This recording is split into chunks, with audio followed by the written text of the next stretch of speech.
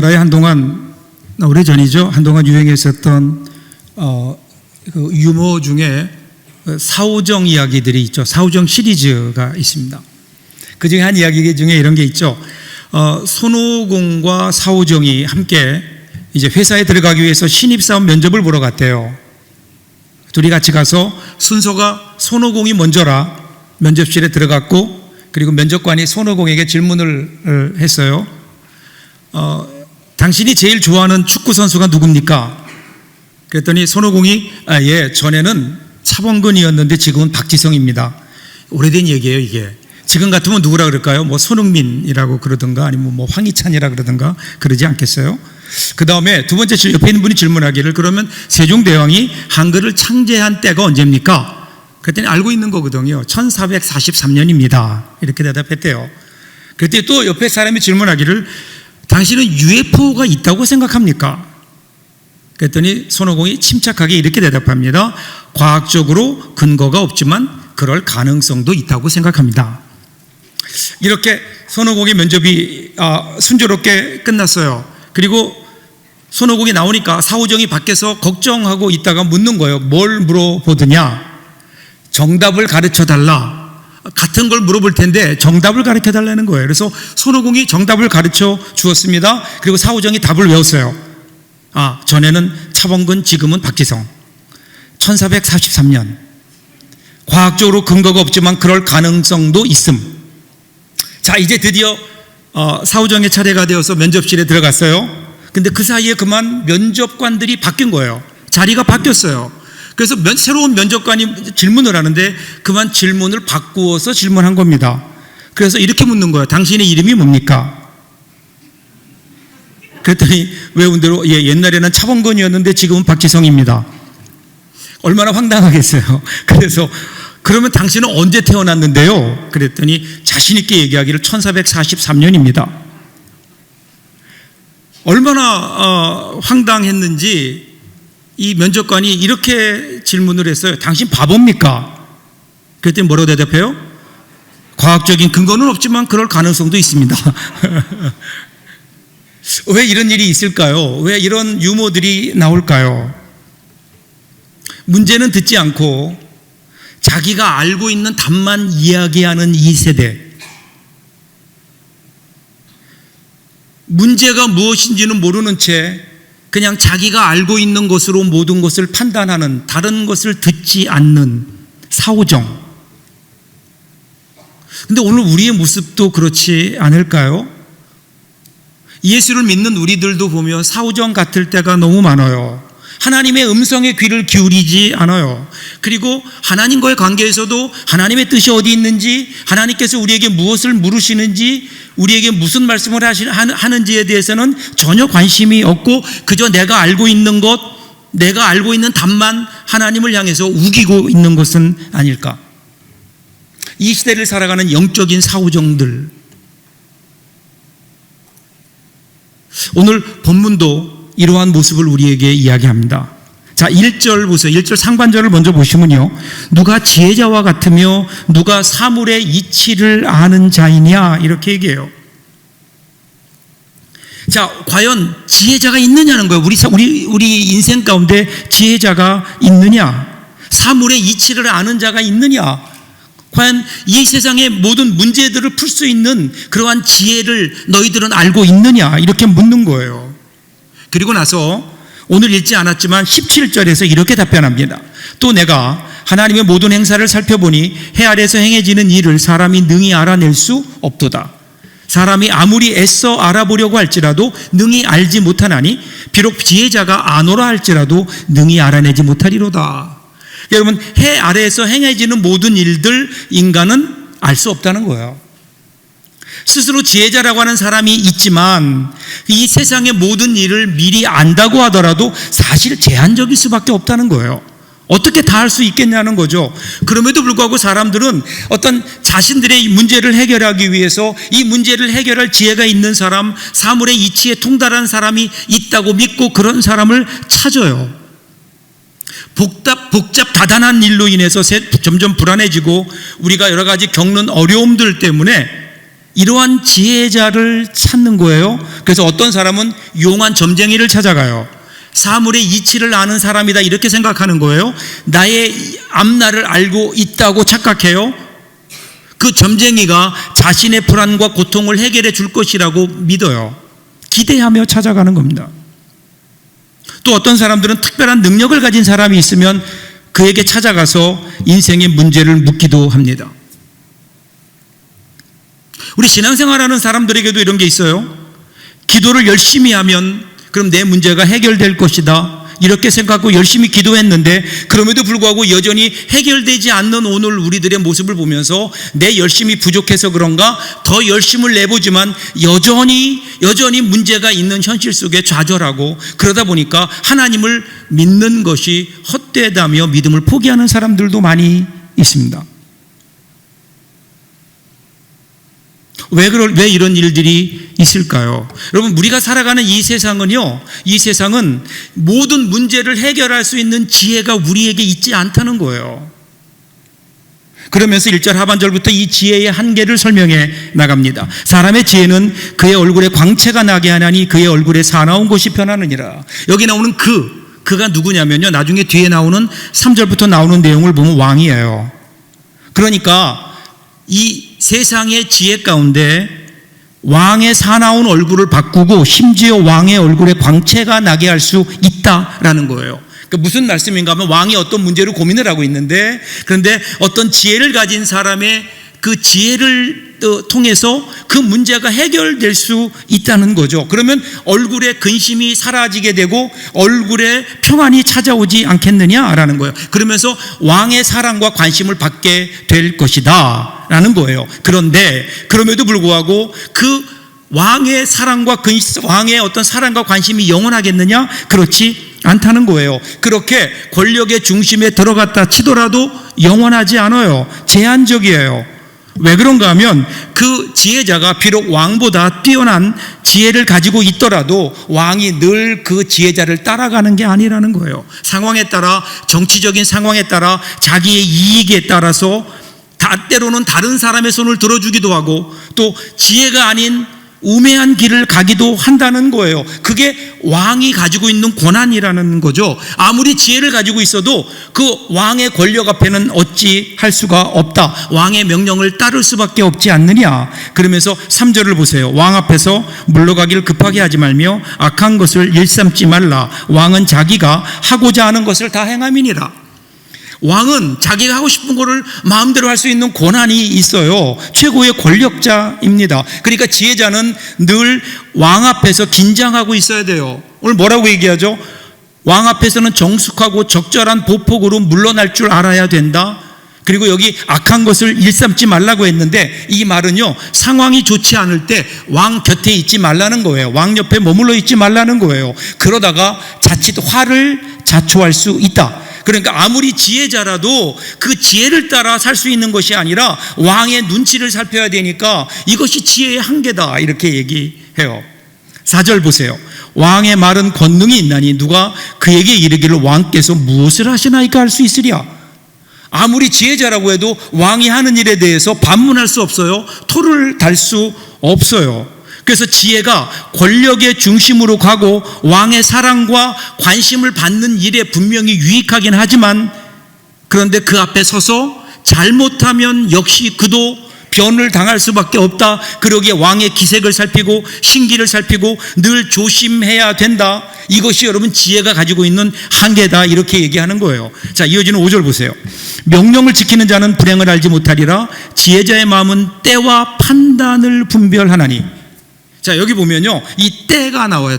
이 때는 3절에 나오는 상황이 좋지 않을 때는 왕 앞에 머물지 말아라. 거리를 둘 때가 있다는 거예요. 그리고 판단은 그렇게 어려운 거리를 두어야 될 때 왕 앞에서 물러가는 방식에 대한 얘기하는 거예요. 이것이 지혜라는 거예요. 즉 삶의 시기와 방식, 이것을 아는 사람이 지혜자이고요. 그러니까 언제 일을 해야 될지 그리고 어떻게 일을 해야 될지 나설 때와 물러날 때를 그 적절한 때와 그 방법을 잘 아는 사람이 누구라고요? 지혜로운 사람이라는 거예요. 이런 사람은 불행을 당하지 않을 것이다. 이렇게 얘기해요. 자, 그런데 그럼에도 불구하고 100번 양보해서 그때를 잘 알아서 잘 물러났다 하더라도 그것은 일시적인 것이지 그 문제의 근본을 해결할 수 없지 않느냐는 거예요. 왕은 여전히 거기에서 그렇게 권력을 휘두르고 있다. 그러니까 문제가 해결된 것이 아니다라는 거예요. 그러니까 결과적으로 해 아래에서의 지혜를 가지고 이 세상의 모든 문제를 해결할 수 있느냐? 그렇지 못하다는 거예요. 자, 6절 보세요. 무슨 일에든지 때와 판단이 있으므로 사람에게 임하는 화가 심하니라. 말이 좀 어려워요. 조금 더 쉬운 번역으로 볼게요. 공동 번역은 이렇게 번역했어요. 무슨 일이든 때와 방식이 있는 법이다. 그러나 아무리 제대로 하여도 화를 입는 경우가 있다. 이렇게 얘기해요. 무슨 말일까요? 인간이 과연 지혜의 도움으로 모든 문제를 해결할 수 있느냐? 없다는 거예요. 없다는 거예요. 아무리 지혜가 있어도 그 지혜가 이 세상에 흐르는 어떤 물줄기를, 어떤 운명을 바꾸어 놓을 수 없다. 그 이유는 뭐예요? 그 이유는 그 운명의 주인이 우리가 아니라 하나님이시기 때문이다. 이렇게 얘기해요. 7절 8절 보세요. 사람이 장래일을 알지 못하나니 장래일을 가르칠 자가 누구이랴. 바람을 주장하여 바람을 움직이게 할 사람도 없고 죽는 날을 주장할 사람도 없으며 전장할 때를 모면할 사람도 없으니 악이 그의 주민들을 건져낼 수는 없느니라. 여기 보면요, 가르치다, 알리라, 이 같은 히브리어 단어예요. 바로 나기드라는 말인데 하나님께서 어떤 미래의 사건에 대해서, 어떠한 특정한 사건에 대해서 특정한 사람, 즉 예언자, 선지자에게 알려주시죠. 그래서 이 단어는 예언자의 예언을 뜻하는 거예요. 그리고 하나님이 주신 특별한 지혜를 말하는 거예요. 그러니까 예를 들면 요셉 같은 경우 하나님이 그에게 지혜를 주셨잖아요. 지혜를 주셔서 꿈을 해몽하게 하셨죠. 지혜를 주셨다고요. 다니엘에게는요, 묵시를 주셨어요. 그래서 앞날의 일이 어찌 될지를 알려주셨다고요.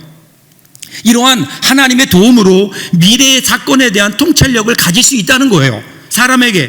그럼에도 불구하고 이러한 통찰력도 제한될 수밖에 없다. 왜냐하면 그 통찰력은 그것에 제한된 것이지 인생 전반에 대한 게 아니라는 거예요. 인간은 자기에게 무슨 일이 일어날지 알지 못해요. 다니엘도요, 하나님이 알려주시는 그 부분만 알았지 전체를 다 안 것은 아니거든요. 여기서 오늘 전도자는 미래를 예측할 수 있고 이 세상의 모든 문제를 해결할 수 있다고 믿고 있었던 전통적인 세 가지 수단, 지혜, 묵시, 예언 모두 다 거부합니다. 물론 미래를 예측할 수 있지만 제한적이라는 거예요. 모든 것을 다 예견할 수 없고 모든 것을 다 화를 막을 수 없다는 거죠. 여기 바람으로 표현되는 자연현상, 우리가 마음대로 할 수 없잖아요. 바람 부는 거, 지진이 일어나는 거 우리 마음대로 할 수 없잖아요. 죽음과 전쟁도 우리 인간의 영역을 넘어선 거예요. 그러니까 우리 삶을 보면요, 이 세상은 우리가 할 수 있는 것보다 할 수 없는 것들이 훨씬 많아요. 그리고 우리가 할 수 없는 일들이 우리 인생에 너무나 중요한 일들인 거예요. 우리 인생의 운명을 좌지우지하는 그 중요한 일들, 그것들을 우리 능력 바뀌기에 우리는 그저 때로는 손 놓고 쳐다볼 수밖에 없는 인간의 연약성이 거기에 있다는 거예요. 여러분, 여기서 전도자는요, 지혜가 필요 없다는 게 아니에요. 지혜가 필요해요. 우리 인생에 분명히 지혜가 필요하죠. 그런데 지혜 만능주의는 아니다는 거예요. 우리가 지혜를 설사 가졌다고 해도 그것이 우리 인생의 전부를 해결하는 것 아니다. 그렇다고 지혜 이외에 다른 대안이 있는가? 그렇지 않아요. 8절 하반절을 보시면 악이 그의 주민들을 건져낼 수는 없느니라. 여기 악이라고 하는 건 지혜가 아닌 거예요. 어리석은 거예요.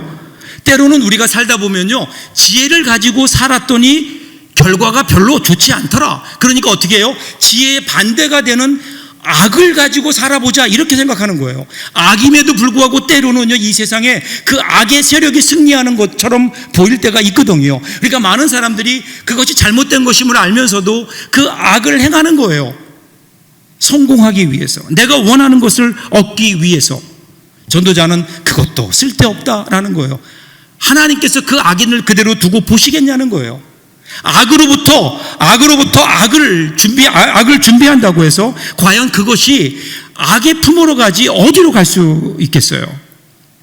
악은 악인을 구원할 수 없는 거예요. 이것이 해 아래 지혜의 한계인 겁니다. 그래서 9절 보시면요, 요약적으로 이렇게 오늘 말씀을 결론 짓고 있어요. 내가 이 모든 것을 보고 해 아래에서 행하는 모든 일을 마음에 두고 살핀즉 사람이 사람을 주장하며 해롭게 하는 때가 있도다. 지금 여러분, 전도자가 지금까지의 모든 논의, 모든 것들을 면밀히 검토하고 결론 내리기를 사람이 권력 때문에 혹은 권력을 위해서 다른 사람들을 해치는 때도 있다는 거예요. 바꿔 얘기하면 어려운 때가 있다는 거예요. 인생에 우리 힘으로 어찌할 수 없는 때가 있다. 만물의 때가 있어요. 물러날 때가 있고 그리고 나설 때가 있어요. 이 리듬을 따라 행해야 그 삶이 행복해지는데, 여러분 축구, 우리 월드컵 축구 얼마 전에 끝났죠? 우리만 끝났죠? 축구나 모든 경기도 공격만 할 수 있는 게 아니잖아요. 공격할 때가 있는가 하면 수비할 때가 있어요. 공격할 때는 공격해야 되고 수비할 때는 수비해야 돼요. 이것이 리듬이에요. 이 리듬을, 좋은 리듬을 탈 때 우리 삶이 행복해질 수 있죠. 우리가 인생을 살다 보면 우리가 원하지 않는 삶의 때가 있어요. 때가 있어요. 내가 원하지 않는 때가 있다고요. 인간관계에서 오해가 있고 곡해가 발생하고 일이 지연되고 내가 원하는 대로 되지 않아요. 일이 꼬이는 것 같아요. 이때는 어떨 때일까요? 수비할 때예요. 이때는 일을 만들지 말고 말을 줄이고 숨을 깊게 쉬고 한 발 물러서서 삶을 관조해야 되는 거죠. 이때는 그저 정중한 인사와 미소만으로 현실을 대할 때가 최상일 때도 있다는 거예요. 우리의 삶이 흘러가는 그 앞에 우리가 어찌할 수 없이 그렇게 바라볼 때만, 바라보아야만 할 때도 있다는 거예요. 자, 그럼 어떻게 살아야 될까요? 우리가 해 아래 사는데 지혜도 제한적이고 그렇다고 지혜가 아닌 악을 행할 수도 없고 어떻게 살아야 되느냐라는 거예요.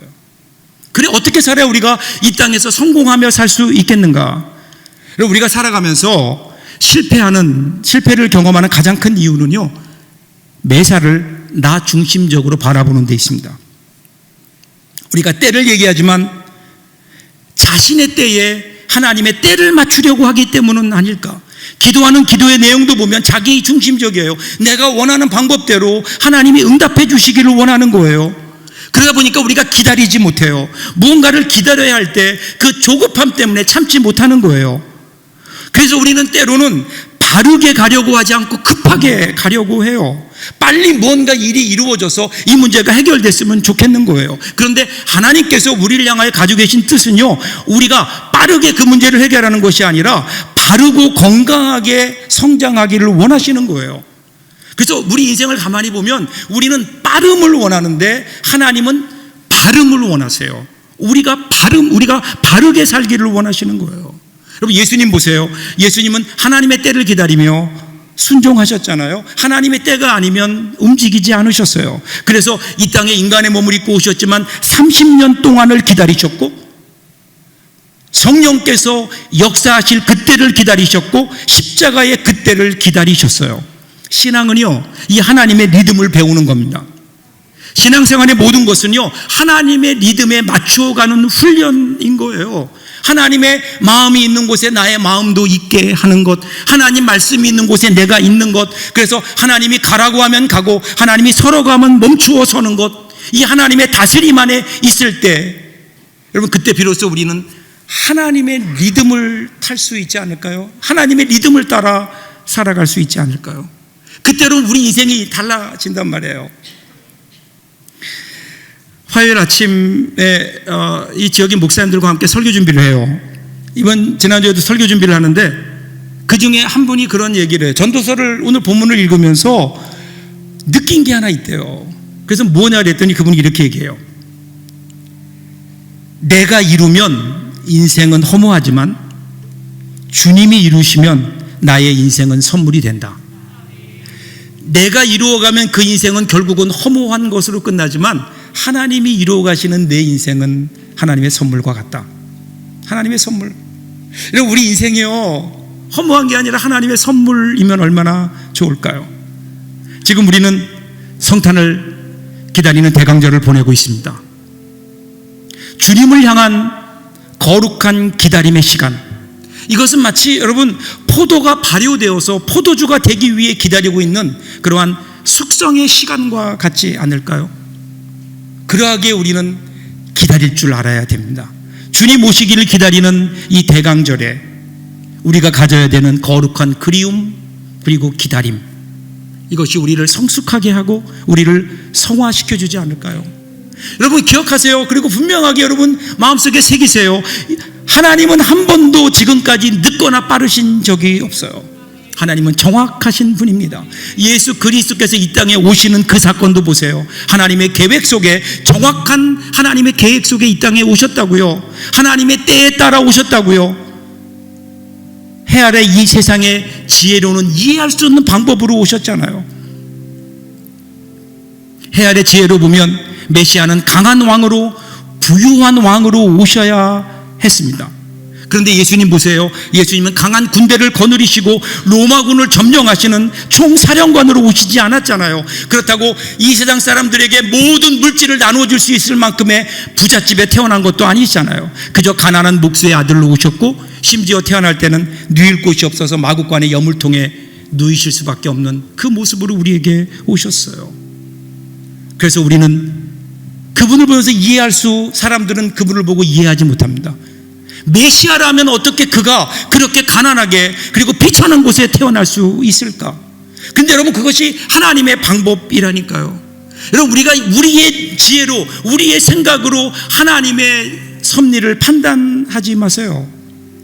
우리가 살아가는 인생이 아니라 하나님께 좀 맡겨보시라고요. 그리고 하나님께서 여러분의 인생을 어떻게 이끌어 가시는지, 여러분의 인생 속에 어떻게 역사하시는지, 우리의 인생을 하나님의 손에 맡겨볼 때 우리의 인생은요, 내가 이룬 허무한 것이 아니라 하나님이 우리에게 주시는 기대하지 않았던 선물 같은 인생이 우리 가운데 찾아온다고요.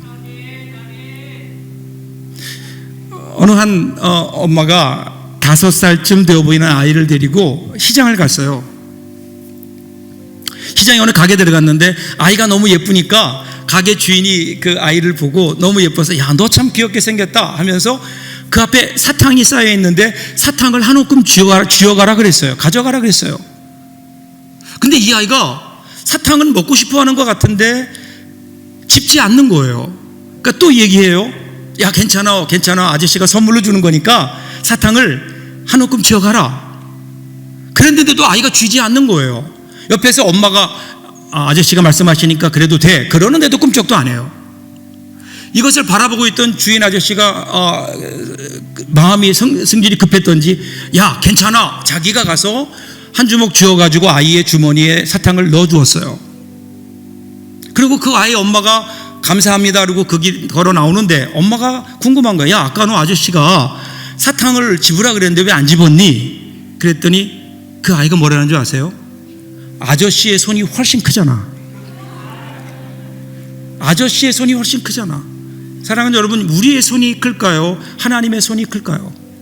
오늘 우리는 내가 무언가를 잡으려고 이 작은 손으로 움켜 쥐어봐야